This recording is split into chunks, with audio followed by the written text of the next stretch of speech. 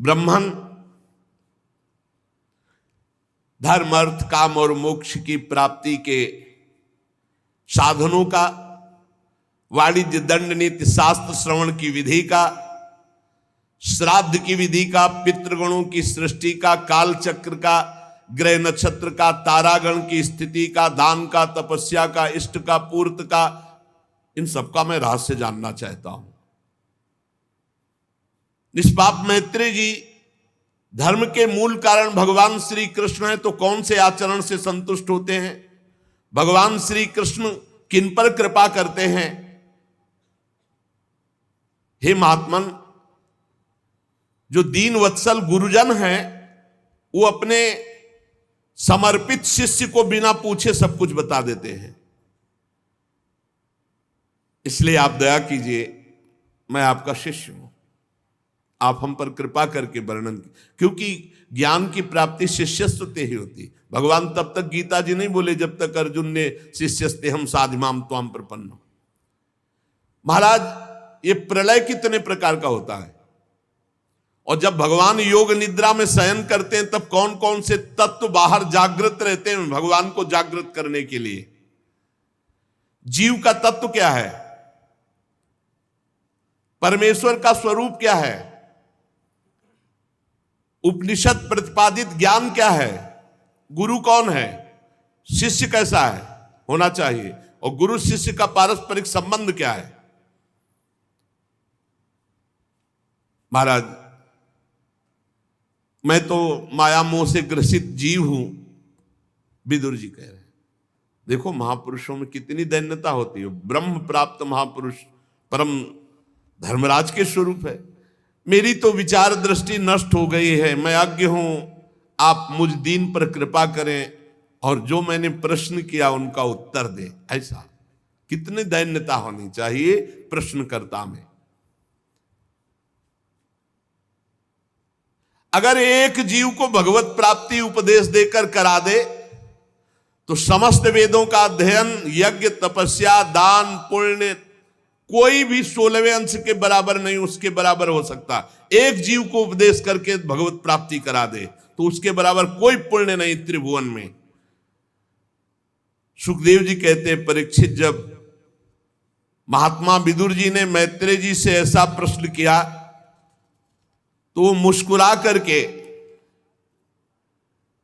विदुर जी से कहा, आप कुछ भी बोलो, मैं जानता हूं आपको, आप भगवत भक्तों में प्रधान परम ज्ञानी लोकपाल स्वयं धर्मराज ही हैं, आपकी तो दैन्य वार्ता है। धन्य है आप, निरंतर पद पद पर श्री हरि की कीर्तिमयी लीला को नित्य नूतन मानकर सुनना चाहते हैं। क्षुद्र विषय सुख की कामना से महान दुख को मोल लेने वाले पुरुषों की बड़ी दुर्गति होती है। बहुत क्षुद्र विषय सुख, पूरा जीवन बर्बाद। ये भगवान श्री हरि की परम पावन चर्चा से युक्त जो मैं तुम्हें सुनाने जा रहा हूं, ये संकर्षण भगवान ने सनकादि ऋषियों को सुनाया था। अखंड ज्ञान संपन्न आदिदेव भगवान संकर्षण पाताल लोक में विराजमान है। सनक सनंदन सनातन सनत कुमार आदि ऋषियों ने परम पुरुषोत्तम ब्रह्म का तत्व जानने के लिए भगवान संकर्षण से ये प्रश्न किया जैसा तुमने मुझसे किया। मैत्रेय जी कह रहे, उस समय भगवान शेष जी अपने आश्रय स्वरूप परमात्मा के ध्यान में मानसिक पूजा में थे, जिन्हें वासुदेव श्री कृष्ण कहते हैं। उनकी पूजा में जब सनत कुमार आदि ज्ञानी जनों ने प्रश्न किया तो धीरे धीरे उन्होंने नेत्र खोले। सनत कुमार ऋषियों ने मंदाकिनी आकाश गंगा के जल से भींगी हुई जटाओं से उन चरणों को स्पर्श किया संकर्षण जी के, जिन चरणों की नागराज कुमारियां अभिलषित वर की प्राप्ति के लिए प्रेम पूर्वक उपहार सामग्रियों से पूजा किया करती है। सनत कुमार आदि भगवान के तत्व के और लीला के दोनों के मर्मज्ञ हैं। शेष भगवान हजारों फण दिव्य मणियां चमक रही हैं। सनत कुमार जी से बोले, वो जो ज्ञान भगवान शेष जी ने सनत कुमार जी को दिया, परमहंसों में प्रधान श्री सांख्यायन जी को सनकादि ने दिया। सनकादि ने सांख्यायन जी को, सांख्यायन जी ने हमारे गुरु पराशर जी को दिया, पराशर जी ने बृहस्पति जी को, और पराशर जी से ही पुलस्त मुनि को, और फिर क्रम से वो मुझे प्राप्त हुआ। मैत्री जी कह रहे इस क्रम से ये ज्ञान मुझे प्राप्त, ये ज्ञान गुरु परंपरा से प्राप्त होता है। सुनो, ये सृष्टि पूर्व में कुछ नहीं थी, केवल जल ही जल, केवल जल ही जल, और उस जल में एकमात्र भगवान नारायण, भगवान संकर्षण शेष जी की सैया पर आराम से वो अपनी ज्ञान शक्ति को अपने अंदर योग माया से आच्छादित करके नेत्र मूंदे हुए शयन कर रहे थे। जैसे अग्नि अपनी दाहिका शक्ति को छिपाकर काष्ठ में रहती, काठ में अग्नि रहती है पर घर्षण करने पर वो दाहिका शक्ति सहित प्रकट होती है। भगवान संपूर्ण प्राणियों को, ब्रह्मा जी आदि सबको लेकर के अकेले शयन कर रहे थे, केवल जल ही जल था जब सृष्टि नहीं थी। भगवान ने अपने को जागृत करने के लिए, पुनः सृष्टि रखने के लिए काल और उसका स्वभाव और उसका कर्म, इनको बाहर छोड़ दिया था। काल, कर्म, स्वभाव ये विराजमान, नहीं तो जागृत कैसे होंगे? जब काल पूरा होगा स्वभाव बदलेगा, भगवान की नींद टूटेगी, फिर क्रिया होगी, इसलिए इनको छोड़ रखा था। अपनी चित शक्ति के द्वारा 1000 चतुर्युग, 1000 बार ये चारों युग व्यतीत हो गए, भगवान जल में ही शयन कर रहे हैं। तब काल शक्ति ने स्वभाव और कर्म को प्रेरणा की, तो भगवान के नाभि से कमल प्रकट हो गया। भगवान के नेत्र खुले और नाभि से कमल प्रकट हुआ। वो सूक्ष्म तत्व कमल कोश ऊपर उठता गया, हजारों सूर्यों के समान तेजस्वी महान जलराशि के ऊपर आकर दे दीप्यमान हुआ। उसी में भगवान का दूसरा स्वरूप कमल के ऊपर प्रकाशित हुआ। बिना पढ़ाए संपूर्ण वेदों का ज्ञान जिनको, उन्हें स्वयंभू ब्रह्मा नाम से कहा गया। अब वो कमल की गद्दी में बैठे ब्रह्मा जी आंख फाड़ करके चारों तरफ गर्दन घुमाई तो 4 मुख हो गए।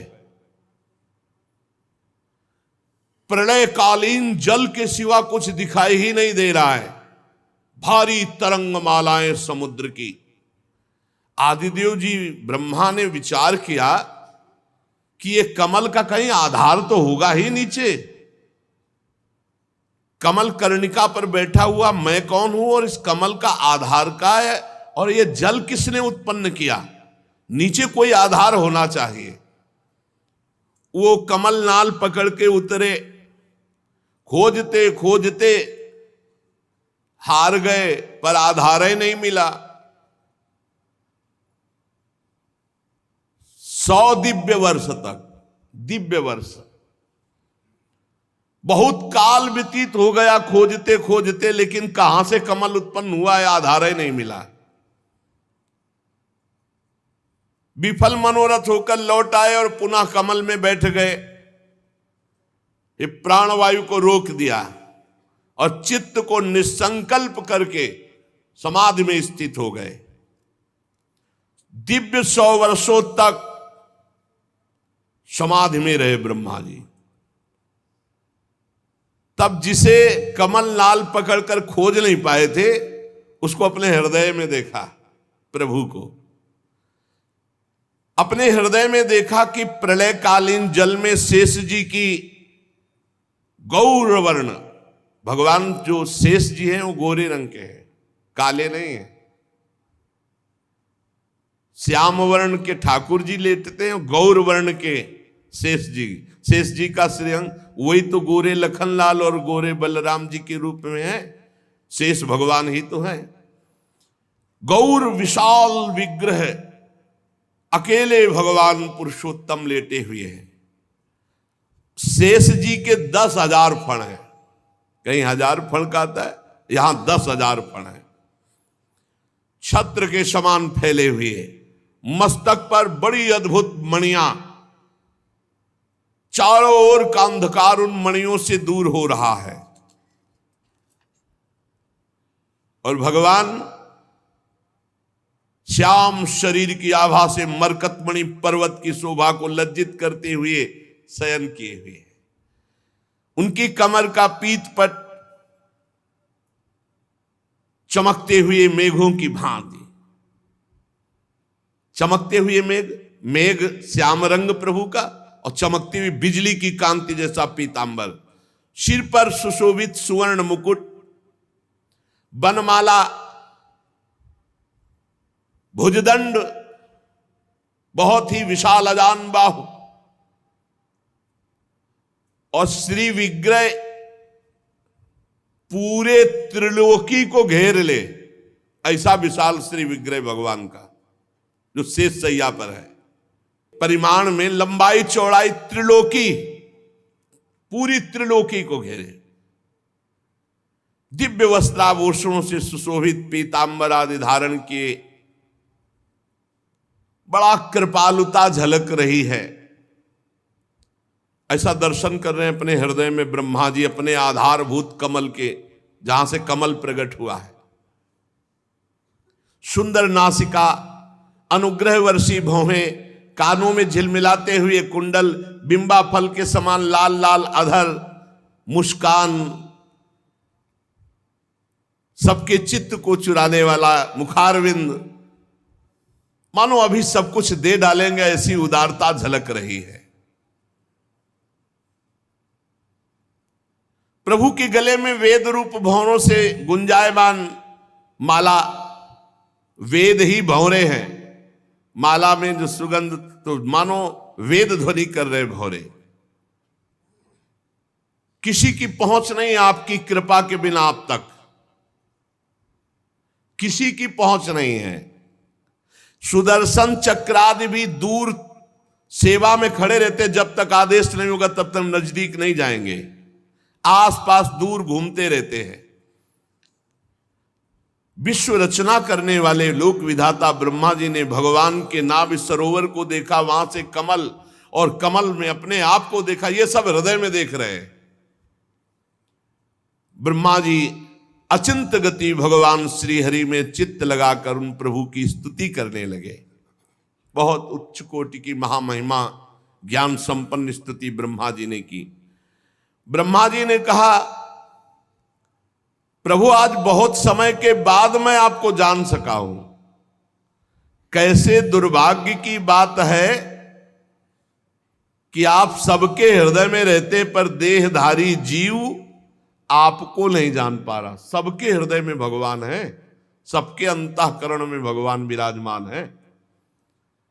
अरे जब अपने को नहीं जान पा रहा तो भगवान को कहां जान पावे। शरीर मानकर बाहर भटकते हुए पूरा जीवन व्यतीत हो जाता है, पूरा जीवन। भगवान आपके सिवा कोई है ही नहीं हो, ये सब नाम रूप मिथ्या, इन्हीं नाम रूप में फंस गया ये जीव। बहुत बड़ा जाल है, यद्यपि मृषा छूटति कठिनाई, इसीलिए त्राहि माम शरणागत प्रतिपाल प्रभु, बस उन्हीं का सुमिरन। ये गुणों से क्षोभित होने के कारण, सतोगुण रजोगुण तमोगुण से, ये जीव अपने स्वरूप की तरफ नहीं झांक पाता, बाहर ही माया की तरफ भ्रमित होता रहे। ये वस्तु ले ली, अब ये वस्तु ले लेंगे, ये इकट्ठा कर लिया, अब ये इकट्ठा कर लेंगे, ये पा लिया, अब ये पा लेंगे, ये कर लिया, अब ये कर लेंगे, बस ऐसे बाहर। देव,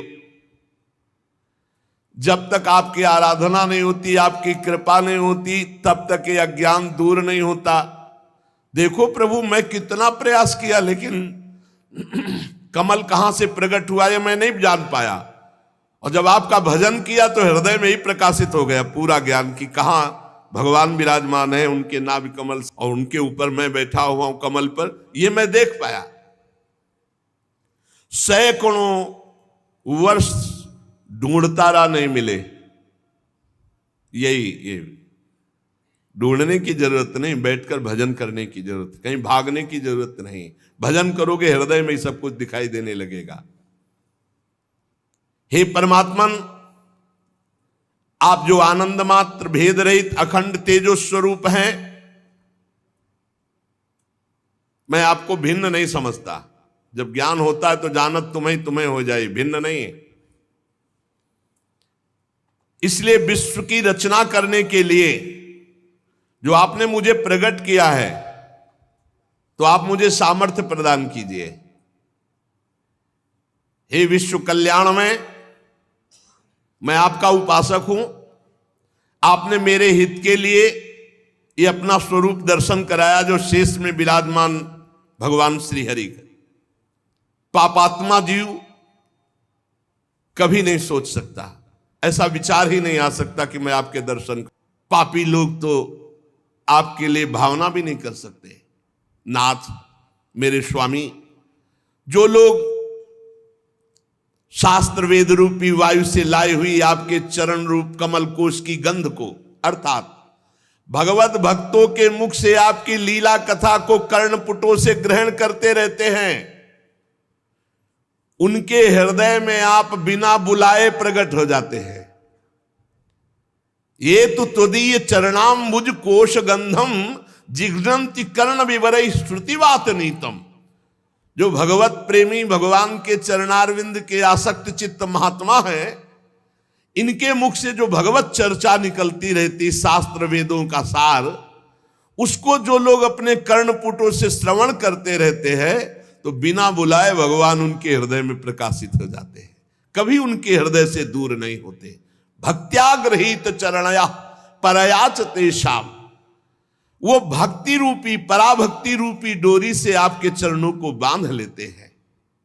हे प्रभु, जब तक आपके चरणों की शरणागति नहीं होती, आपके चरणों का सहारा नहीं लिया जाता, आपके चरणों का आश्रय नहीं लिया जाता, तब तक वो धन की जंजीर से, घर के बंधन से, परिवार के बंधन से कभी मुक्त नहीं हो सकता। बहुत बड़ी जंजीर बांधी हुई है।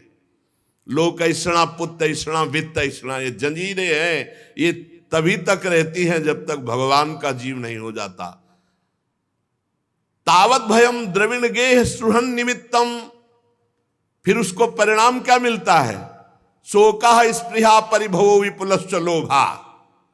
उसे भय, शोक, भयानक दुख, लालसा, दरिद्रता, लोभ, ये उसको जलाते रहते हैं। जो आपके चरणों से विमुख है, आपके चरणों का आश्रय नहीं लिए, उन्हें धन की डोरी, घर का बंधन, बंधुजनों का, परिवार, रिश्ते नातों का, और उसका परिणाम भय, शोक, लालसा, दुख, दीनता, ये दीनता, दरिद्रता और लोभ, ये उसे बांधे रहते हैं। दुख का एकमात्र कारण है आपसे विमुख होना, आपका भजन न करना। जो लोग, ध्यान देने योग्य बात है, अपने दुखों और अमंगलों का नाश करना चाहते हैं, उन्हें आपके नाम का जप, नाम का कीर्तन और आपकी लीला कथा खूब सुननी चाहिए। मान लो ये अमृत है। और जो लोग आपका नाम जप नहीं करते, आपकी लीला कथा नहीं सुनते, उनकी इंद्रियां उनको ऐसे दुखों में फंसा देती, दुष्कर्मों में लगा देती है कि उनकी दुर्गति होती है। दुर्गति, हे उरुक्रम, हे अच्युत, देखा है आपसे विमुख जनों को, भूख, प्यास, वात, पित्त, कफ, सर्दी, गर्मी, हवा, वर्षा, चिंता, शोक, एक दूसरे के प्रति हिंसा, कामाग्नि, दुस्सा, क्रोध, ये सब जला रहे हैं क्योंकि भगवान से विमुख है जीव। स्वामिन, जब तक मनुष्य अपनी इंद्रियों से, मन से आपका सेवन नहीं करता, तब तक वो माया के प्रभाव से बच नहीं सकता। संसार चक्र की निवृत्ति नहीं हो सकती। औरों की तो बात ही क्या, बड़े बड़े मुनिगण जब अपने तपो अभिमान में आ जाते हैं और आपकी लीला कथा और आपके नाम से दूर हो जाते हैं, तो उनको पुनः संसार फांस लेता है। बड़े बड़े मुनि जनों, फिर वो अर्थ सिद्धि के लिए उपाय करने लगते हैं। सब तपस्या का प्रदर्शन, धर्म का प्रदर्शन, रुपया इकट्ठा हो, बुद्धि बदल गई। प्रभु, आपका मार्ग तो केवल आपके लीला कथा सुनने से ही समझ में आएगा। त्वं भावयोग परिभावित हृत सरोजो, आसे श्रुते क्षित पथो ननुनाथ पुंसाम, यद्यधिया तवुरुगाय विभावयन्ति, तत्तद्वपुः प्रणय से सदनुग्रहाय। आपका मार्ग कैसे जाना जाता है? आपके प्रेमी भक्तों के द्वारा गाए हुई आपकी लीला कथा सुनने से। आप निश्चय ही भक्ति योग जिसके हृदय में होता है उसके अधीन हो जाते हैं। हे पुण्य श्लोक प्रभु, भक्तजन जिस जिस भावना से आपका चिंतन करते हैं, आप उसी भावना से दर्शन देते हैं, वैसा ही उनको सुख प्रदान करते हैं। जब ये बड़े बड़े देवता लोग या बड़े बड़े धनी लोग बड़ी बड़ी विपुल सामग्री से आपका पूजन करते हैं, तो आप उतना प्रसन्न नहीं होते जितना दैन्यता से प्रसन्न होते हैं। ये बात ध्यान रखो।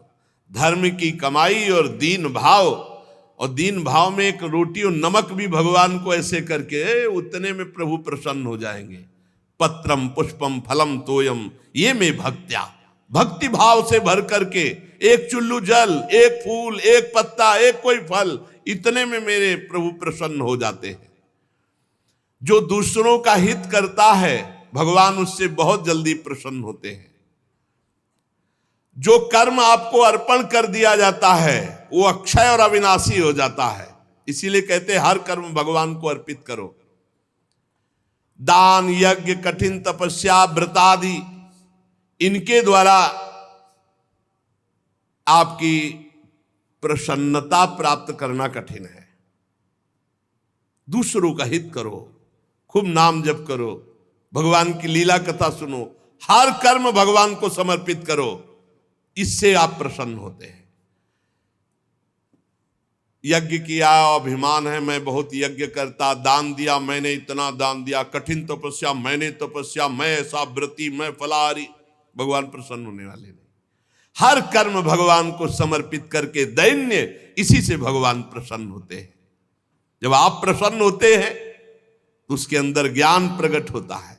जब ज्ञान प्रकट होता है तो देखता है संसार की उत्पत्ति स्थिति संहार, ये एक भगवान की लीला हो रही है। ऐसे लीला विलासी भगवान को मैं बार बार नमस्कार करता हूं। जो जीवन भर भगवान की लीला कथा सुनते, नाम कीर्तन करते, अंतिम समय भगवान स्वयं उनके हृदय में प्रकाशित हो जाते हैं। अंतिम समय स्वयं नाम चलने लगता है, विवश होकर नाम चलता है। वो बेसुध है पर नाम चल रहा है, वो बेसुध है पर भगवान प्रकाशित हो गए। यही तो है जीवन भर भजन करने का फल। जन्म जन्मांतर की आवागमन से मुक्त होकर वो ब्रह्म पदवी प्राप्त कर लेता है, वो अजन्मा स्थिति प्राप्त कर लेता है। ये है आपकी शरण लेने का फल। जीवन भर शरण रहकर भगवान की निरंतर चर्चा सुनना, गाना, नाम जप करना, सेवा करना, जो भी कर्म कर रहे हैं भगवान को अर्पित कर देना, इसका फल क्या होगा? अब आगे हमारा जन्म नहीं होगा। इसी जन्म में अंतिम समय भगवान के दर्शन अगर पूरे जीवन में नहीं हुए तो इसमें लिखा हुआ है प्राण त्यागते समय विवश होकर नाम चलेगा और भगवान स्वयं प्रकाशित हो जाएंगे। जीवन भर मेहनत की है, अब आखिरी भगवान बनाते हैं। जीवन भर प्रपंच और नाना प्रकार के विषय भोगे तो वही आएंगे चिंतन में, भगवान तो आएंगे नहीं। इसीलिए कह रहे कि जितना समय बचा है अब नाम जप करो, भगवत कथा कीर्तन सुनो, गाओ, खूब जीवन को आनंदमय कर लो। अगर चूक हो गई तो भाई फिर सुअर कुत्ता बन के भजन नहीं होने वाला। मैत्रेय जी कह रहे कि हे देव, हम आपके चरण कमलों की वंदना करते हैं। आपके चरणारविंद ऐसे हैं कि जो आपके चरणों की शरण में आ गए, वास्तविक हृदय से, उनको तीनों ताप छू नहीं सकते। दैहिक, दैविक, भौतिक, ये स्पर्श भी नहीं कर सकते। जो भगवान की शरण में है, जो श्री चरणों का आश्रय ले लेता है, वो इस अनंत दुखमय संसार समुद्र से सुगमता पूर्वक पार हो जाता है। यह अपार दुखमय संसार समुद्र है। अपार संसार समुद्र मध्य समज्जतो किम शरणम अस्ति, गुरु कृपालु कृपया वदेत श्री विश्वेश्वर पादाम्बुज दीर्घ नौका। इस अपार दुख समुद्र में मैं डूब रहा हूं, कैसे बचूं? तो कृपालु गुरुदेव ने बताया, श्री विश्वेश्वर पादाम्बुज दीर्घ नौका, एकमात्र श्री भगवान के चरणार विंद का जिसने आश्रय ले लिया, मानो सुदृढ़ नौका में बैठ गया और इस संसार जो दुखमय है इससे पार हो गया। समझतो में शरणम की मस्ती, मैं डूब रहा हूं, किसकी शरण में जाऊं? तो एकमात्र भगवान की। और भगवान ने भी कहा, मामेकम शरणम ब्रज, केवल मेरी शरण में। मामेव ये प्रपद्यन्ते माया में ताम तरन्ते, केवल मेरी शरण में। हे जगत कर्ता जगदीश्वर, जब तक कोई आपकी शरण में नहीं आएगा तब तक वो तापों से व्याकुल होकर के कभी शांति नहीं प्राप्त कर पाएगा। ये पक्की बात है। चिंता, शोक, भय, उद्विग्न, इनसे बच ही नहीं सकता यदि भगवान की शरण में नहीं है। इसलिए भगवान, हम आपके चरणों की ज्ञानमयी छाया का आश्रय लेते हैं। जो मुनिजन हैं मननशील, वो एकांत स्थान में रह करके आपके श्री मुख कमल का आश्रय लेकर वो आपके लीला चरित्रों का गायन, श्रवण, नाम जप, चिंतन, आपके रूप का ध्यान, इसी में समय व्यतीत करते हैं और वो आपके पाद पद्मों को प्राप्त कर लेते हैं।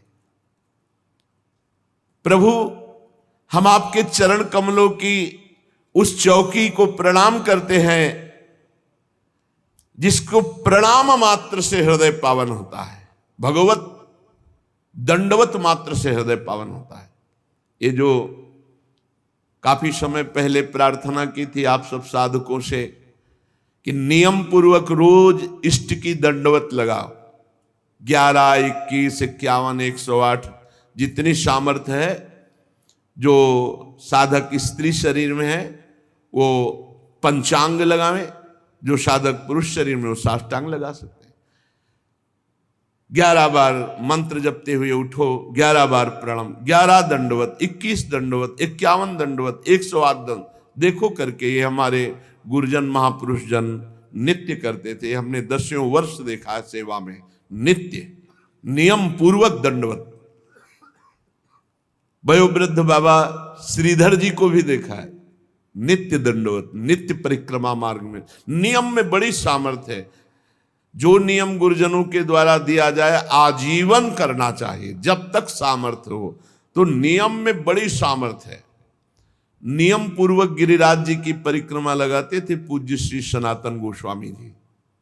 जब वयोवृद्ध हो गए तो स्वयं गिरिराज जी मूर्तिमान लालजू ही तो है, प्रकट हुए और कहा बाबा आप मत आया करो, बहुत पीड़ा होती है हमें। आप वृद्ध हो, आप चलकर वृंदावन से आते हो, फिर परिक्रमा देते हो, जाते हो, जैसी आज्ञा आपकी। दूसरे दिन फिर पहुंच गए। फिर ठाकुर जी प्रकट हुए और कहा बाबा मना किया था, फिर नहीं माने। बोले प्रभु अभ्यास, बिना परिक्रमा के मुझे चैन नहीं। तो प्रभु ने आज भी राधा दामोदर जी में एक शिला है जिसमें लकुट, गाय के खुर, लालजू के चरण चिन्ह, ये सब विराजमान प्रभु ने किया और कहा ले जाओ इसकी 4 परिक्रमा करोगे गिरिराज जी की परिक्रमा हो जाएगी। नियम में बड़ी भगवत साक्षात्कार नियम से होता है। जो नियम अपने जीवन में धारण करे उसे बहुत लंबे समय तक पालन करे जब तक जीवन में सामर्थ्य। नियम में बड़ी सामर्थ्य है। प्रभु की दंडवत करने से बहुत सुख मिलता है। शरीर के पाप नष्ट होते हैं तो साधारण बात है। प्रभु ये देख करके कृपाल हो जाते हैं और अपना अखंड स्मरण प्रदान करते हैं। जो भक्तजन श्रद्धा पूर्वक भगवान की कथा सुनते हैं, भगवान का नाम कीर्तन करते हैं, नाम जप करते हैं, इस भक्ति के द्वारा उनका हृदय परिमार्जित हो जाता है और अंतःकरण में ज्ञान, वैराग्य और वो परम धीर महाभागवत बन जाता है। यत् श्रद्धया श्रुतवत्या च भक्त्या सम्रज्यमाने हृदये वधाय ज्ञानेन वैराग्य बलेन धीरा ब्रजेम तत्तेंगि सरोज पीठम। जो आपके श्री चरण रखने की चौकी को बार बार दंडवत करते हैं, श्रद्धा पूर्वक आपकी लीला कथा सुनते हैं, आपका नाम जप, नाम कीर्तन करते हैं, उनका अंतःकरण परिमार्जित हो जाता है, पवित्र हो जाता है और पवित्र अंतःकरण में सुंदर ज्ञान, वैराग्य, विशुद्ध भक्ति और वो बड़ा गंभीर धैर्यवान भक्त होता है। हे ईश, आप ही संसार की उत्पत्ति, स्थिति और संहार के कारण हैं। देखो तीनों बातों पर भक्त दृष्टि रखे, विचलित ना हो। जैसे भगवान की रचना लीला है, पालन लीला है, ऐसे भगवान की संहार लीला है। ये जगत के प्राणी नहीं समझते। सृजन कर रहे हैं वही, पालन कर रहे हैं वही, लय कर रहे हैं वही, और किसी और का नहीं कर रहे। कोई और है ही नहीं। अपने आप से अपना सृजन कर रहे हैं, अपने आप से अपना पालन कर रहे हैं, अपने आप से अपना संहार कर रहे हैं। जैसे एक नट विविध लीलाएं दिखाता है, ऐसे नटवर नागर ये लालजू महाराज की त्रिगुणमयी लीला है। अतः हम सब भक्त आपके श्री चरणों की शरण लेते हैं।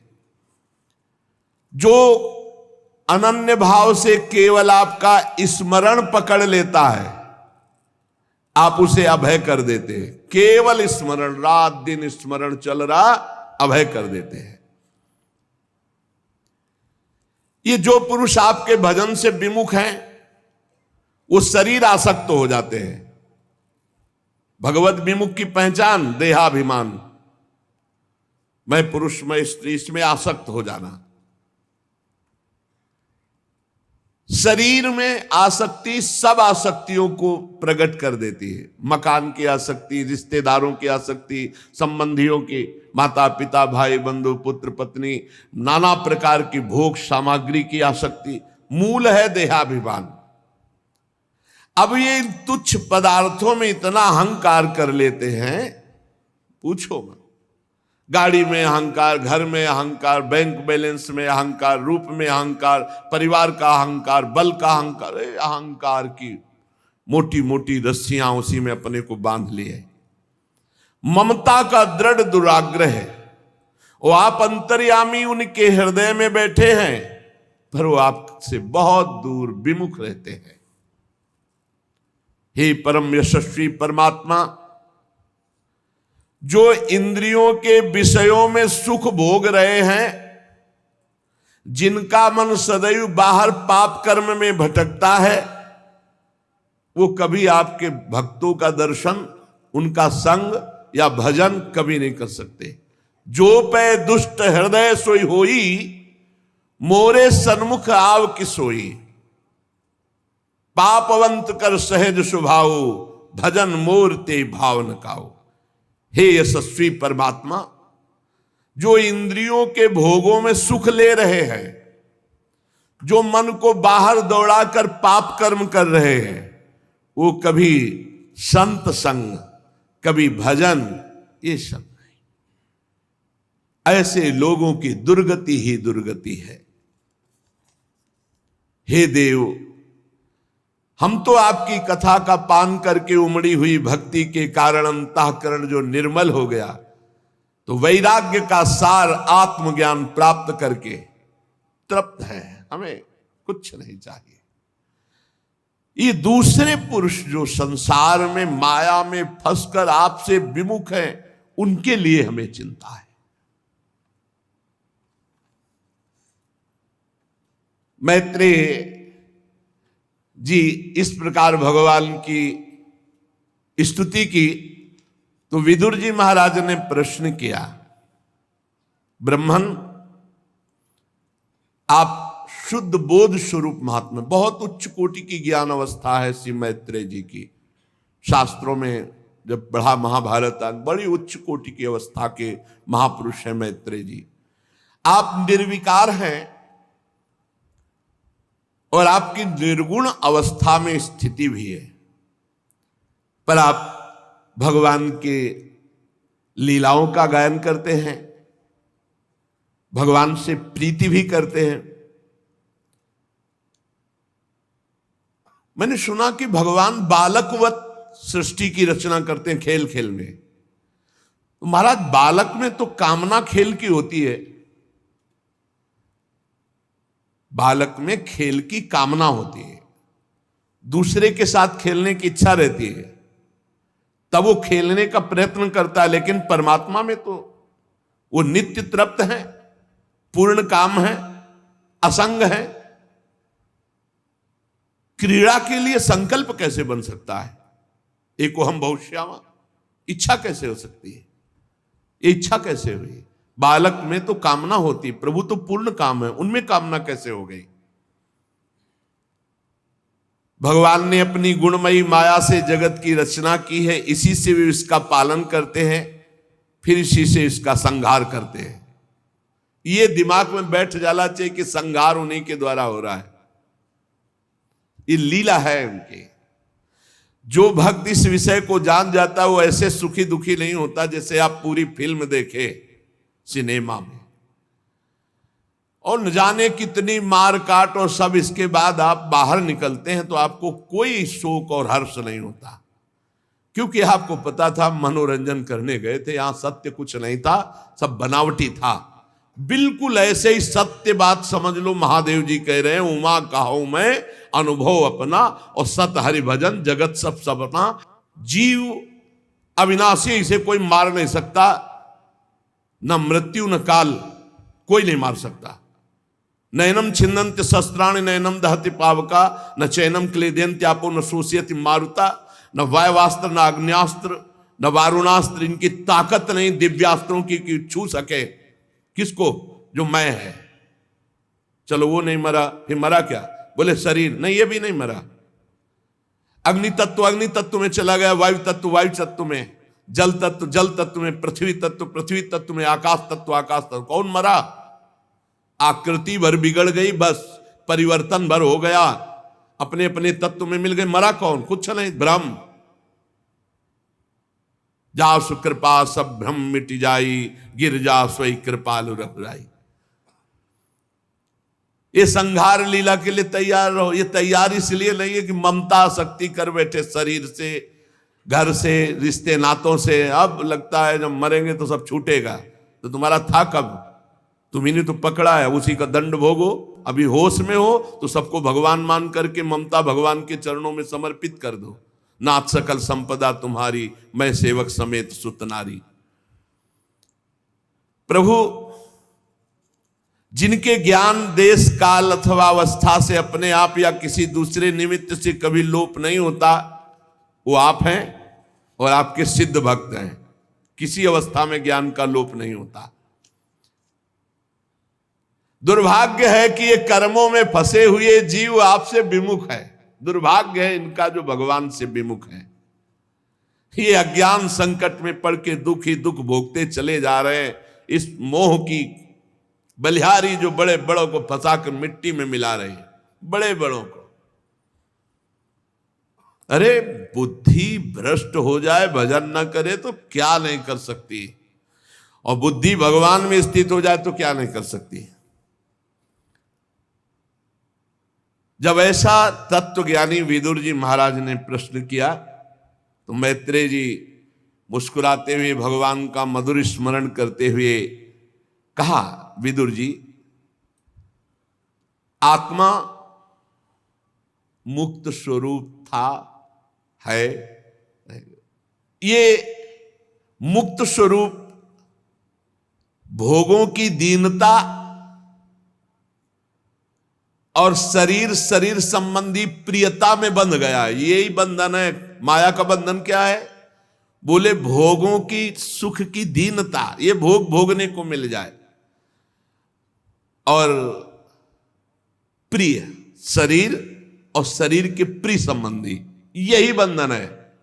चाहे भक्ति से काटो, चाहे ज्ञान से काटो, ना काटो तो फिर नरक काटो, भोगना पड़ेगा। यही नरक पहुंचाने का हेतु है, पक्का समझ लो, यही बंधन है। इसीलिए भगवान श्री राम सबसे कहते हैं, जननी जनक बंधु सुत दारा, तन धन धाम सुरद परिवारा, सबकी ममता ताग बटोरी, मम पद मन ही बांध बर डोरी। किंतु ये समझ में नहीं आती कि मैं बंधा हुआ हूं, यही भगवान की माया है। किसी को समझ, पूछो बंधन है क्या? क्या बंधन है? हम स्वतंत्र हैं, हम क्या, हमें क्या बंधन है? उसको समझ में नहीं आता। और जिसको समझ में आ गया कि बंधन है, हाय हाय मच जाता है। मुमुक्षुता जागृत हो जाए, हाय हाय मच जाएगा। या भगवत प्राप्ति की लालसा जागृत हो जाए तो चैन नहीं मिलेगी। नहीं खान पान ते भावे है, किसके लिए? ये शरीर तो नाशवान, छूटने वाला। मुझे तो इससे छूटना है ना, इस शरीर से छूटना है, इस शरीर के राग से छूटना है। जिस प्रकार स्वप्न देखने वाले पुरुष को स्वप्न में सर काटा जा रहा है तो उसे सत्य भास रहा है। स्वप्न में जब सर काटा जाता है, प्रतीयत उपदृष्टु स्वशिरस छेदनादि कहा। जो सपने सिर काटे कोई तो सत्य ही तो प्रतीत होता है। असत्य कब प्रतीत हुआ? जब जगा। बिन जागे दुख दूर न होई। उसी प्रकार जीव को कोई बंधन नहीं है, पर अज्ञानवश मोह निद्रा होने के कारण ये स्वप्न दिखाई दे रहा है। स्त्री पुरुष, कर्म बंधन, शुभ अशुभ, नरक स्वर्ग, ये सब झूठा, ना था न रहेगा। जो बीच में भास रहा है असत्य है। ब्रह्म सत्यम जगन मिथ्या, उपनिषद सूत्र। ये अज्ञानवश भास रहा है। हे विदुर जी, यदि ये कहा जाए कि जब है नहीं तो इसकी प्रतीत क्यों होती है? प्रतीत क्यों होती है? बोले यही भगवान की माया है। जो है नहीं उसकी प्रतीति करा दे। देखो महाराज युधिष्ठिर की सभा में मैदानों ने एक रचना रची थी कि जो थल था, पृथ्वी, उसमें बड़ा निर्मल जल भरा हुआ दिखाई दे रहा था, और जो जल था वो सूखी पृथ्वी जैसी दिखाई दे रही थी। जब दुर्योधन देखा कि सामने जल है तो वस्त्र समेट लिए, और पैर रखा तो सूखी पृथ्वी, तो सब हंस दिए। अब आगे पृथ्वी दिखाई दी तो कपड़े छोड़ दिए, तो सब जंब से उसी में गिर गया, भींज गया। तो सबने हंस दिया। वहीं से तो महाभारत की नींव पड़ गई। एक मैदानों ने जो छोटी माया जानता है ऐसी रचना रच दी। जो महामायावी भगवान श्री हरि है उनकी ये माया है। जो नहीं है पर भास रहा है यही भगवान की माया है। जो है वो दिखाई नहीं दे रहा है यही भगवान की माया है। किसी भी स्थिति में आत्मा को कभी कोई कष्ट नहीं होता। जैसे चंद्रमा आकाश में है और जल में प्रतिबिंब पड़ रहा है, अब लाठी मारो खूब, चंद्रमा को चोट लगेगी क्या? बिल्कुल ऐसे ही आपका स्वरूप कभी किसी दुख से नहीं। पर अपने स्वीकार कर लिए हैं देह को, तो हमें भूख लगती, प्यास लगती है, हमें सोच लगती, लघुशंका लगती, नींद लगती है, हमें गर्मी ठंडी मान, सारे दुखों की बंधन की जड़ है ये शरीर का अपनापन। महाराज इसकी निवृत्ति कैसे होती है? तो कह रहे हैं सावै निवृत्ति धर्मेण वासुदेवानुकंपया। सबसे पहली बात है कि इस माया की निवृत्ति भगवान की कृपा से होती है। भगवान की कृपा से अहंकार पहले नाश। आप किसी साधन से इसकी निवृत्ति कर पाए? असंभव। नाथ जीव तव माया मोहा और सो निस्तरी तुम्हारी छुआ, तुम्हारे ही कृपा दुलार से। अब भगवान की कृपा कैसे प्राप्त हो? सबसे पहली बात है वासुदेवानुकंपया। भगवान की अनुकंपा से ही इस माया से मुक्त हुआ जा सकता है। मत प्रसादात तरिष्यति, मेरे कृपा प्रसाद से तर जाएगा। अब भगवान की कृपा कैसे प्राप्त करे? रामचरितमानस में लिखा है मन क्रम बचन छाड़ी चतुराई ओ भजत कृपा करी है रघुराई। मन वचन कर्म से कपट त्याग कर भगवान की शरण में होके भजन करो। सावै निवृत्ति धर्मेण वासुदेवानुकंपया भगवद भक्ति योगेन तिरोधत्ते सनैरी। शब्द पर ध्यान देना। धीरे धीरे विषयों का त्याग करते हुए, सनई सनई सहत सहत बाढ़े भगति। भगवान की जब कृपा होती है तो मन वचन कर्म से भगवान की शरणागति प्राप्त होती है। वो धीरे धीरे विषयों का त्याग करता जाता है। धीरे धीरे, एकदम कोई संकल्प ना ले। धीरे धीरे जितना त्याग होता जाए उसको बिल्कुल ब्रेक मारता जाए, दोबारा स्वीकार न करे। जितना त्याग करता जाए आगे बढ़ता जाए, ऐसे त्याग की प्रवृत्ति पुष्ट होती है। और एकदम कसम खाए आज के बाद कुछ नहीं, 4-6 दिन 10 दिन महीना भर मुंह भरा फिर उसी में गिर पड़ोगे, ये सिद्धांत नहीं। धीरे धीरे क्रमशः सहत सहत बाढ़े भगति गृह तनु गुरु हितगार। धीरे धीरे इंद्रियों को विषयों से हटाकर साक्षी परमात्मा श्री हरि में निश्चल भाव से स्थित करे। जिस समय निरंतर भजन चलने लगता है तो जैसे, बहुत ध्यान देने योग्य विषय, एक एक शब्द बड़ा गूढ़ है। जिस समय निरंतर भजन चलने लगता है उस समय हृदय की भजनानंदी की स्थिति हो जाती है। जैसे गाढ़ निद्रा में सोए हुए पुरुष का शुभ अशुभ कोई संकल्प नहीं होता। गाढ़ निद्रा में सोया हुआ पुरुष है न शुभ संकल्प न अशुभ संकल्प, न राग न द्वेष और न काम न क्रोध। निद्रा में, स्वप्न में हो सकता है, गाढ़ निद्रा में नहीं। ऐसे ही गाढ़ निद्रा की स्थिति जागृत में होती उस महापुरुष की जिसका निरंतर भजन चलता है। जो भगवत कृपा पात्र अपने चित्त को भगवान वासुदेव में, प्रियालाल में स्थित कर देता है, वो गाढ़ अवस्था ऐसी होती है। कभी 2-4 मिनट के लिए भी आई होगी तो आप समझ रहे होगे, नहीं तो नहीं समझ पाओगे। जागृत अवस्था में जैसी गाढ़ निद्रा में स्थिति, ऐसे जागृत अवस्था में चलते फिरते देखते हुए भी वो संकल्प रहित, शुभ अशुभ चिंतन रहित एकमात्र परमात्माकार स्थिति, उसे तुरीय अवस्था कहते हैं। जो सारे क्लेशों को सर्वथा के लिए नष्ट कर देती है। ये स्थिति कैसे होती है? निरंतर भगवान के सुमिरन से। भगवान श्री कृष्ण के गुणों का वर्णन और श्रवण समस्त दुख राशि को भस्म कर देता है और हृदय में प्रेम जागृत कर देता है। फिर कुछ कहना या सुनना नहीं पड़ता साधन संबंधी, वो अपने आप आगे का मार्ग प्रशस्त हो जाता है।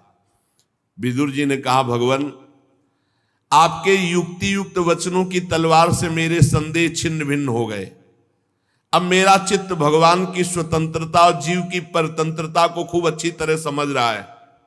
विद्वान, आपने ये बात बहुत ठीक कही कि जीव को जो क्लेशादि की प्राप्ति होती है वो शरीराभिमान के कारण होती है, और ये शरीराभिमान समस्त दोषों का मूल है। संस्कृति मूल शूल प्रदनाना सकल शोकदायक अभिमाना, और इसका आधार है शरीराभिमान का माया भ्रम।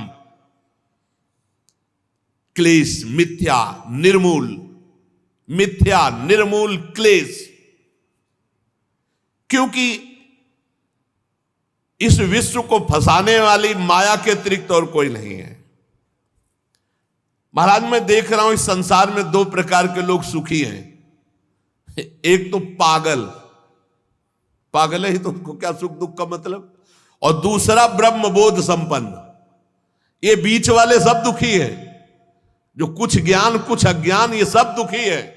सुखी कौन है?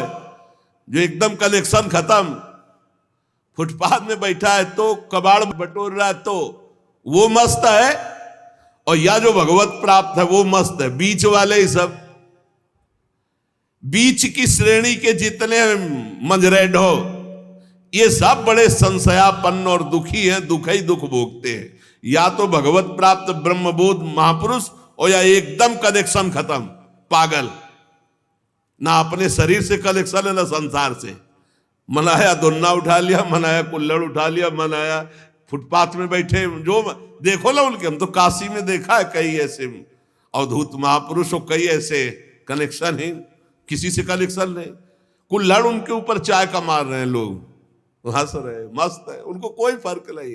कई शरीर में घाव है, मक्खियां मिलमिला रही फुटपाथ में। या तो एकदम पागल सुखी है, एकदम पागल, और या एकदम ब्रह्मबोध, ये बीच वाले सब दुखी है।